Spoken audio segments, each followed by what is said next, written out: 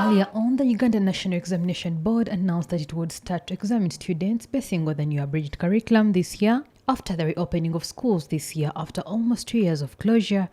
This abridged new curriculum was meant to help students cover most of what they had missed and bring them up to speed in a period of a year, especially those in candidate classes.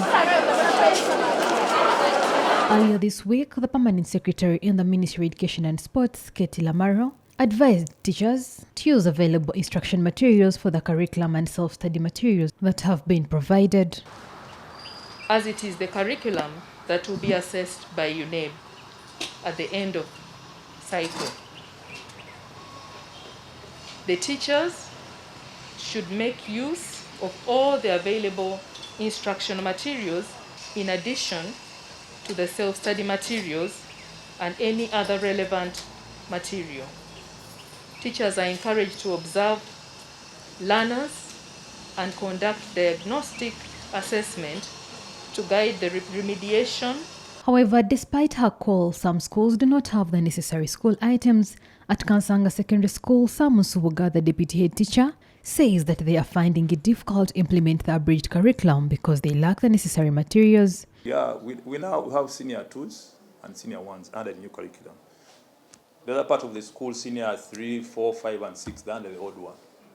But as you know, the new curriculum is quite demanding in terms of instructional materials, in terms of student-teacher ratio, and so on, for it to be very effective. I would say we are trying. You know, it's still something new. Some of our teachers are not yet trained in the curriculum. We train them on job, but they're challenging, just like any other school. Even the powerful schools, the so-called powerful schools, also they have challenges with the new curriculum, implementing it. Kraish Iga, the Director of Studies at Mbogo High School, says there is still an educational gap among teachers. According to him, many of the teachers need to be trained again. We had that break. It affected the teachers so much.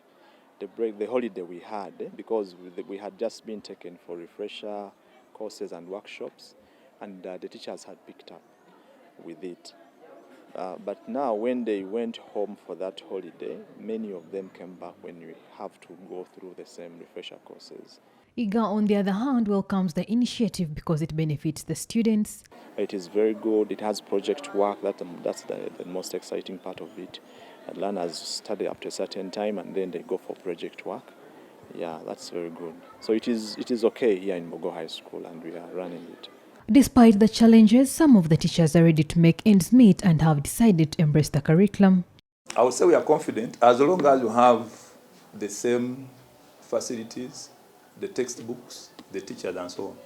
You can even beat them. Because for us, we normally give students time to concentrate and read what they need to know, other than pushing them to try to complete the syllabus. We teach at leisure, which is actually the requirement of the new curriculum. According to the Ministry of Education, the abridged curriculum will be transformed part of the standard curriculum after a period of 3 years, as teachers still struggle to teach 2 years' worth of work in the shortest time. After government approved the automatic promotion in schools, it will not be an easy task for the educators. Lucky Atayari Binjura, CTV, PM Edition.